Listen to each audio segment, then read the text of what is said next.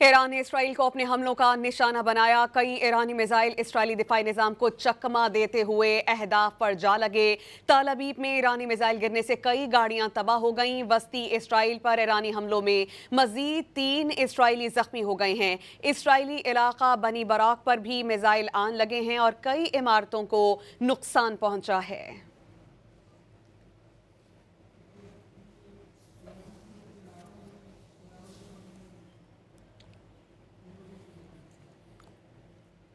Iran ने Israel को अपने हमलों का निशाना बनाया। कई ईरानी मिसाइल इसराइली दिफाई निजाम को चकमा देते हुए अहदाफ पर जा लगे।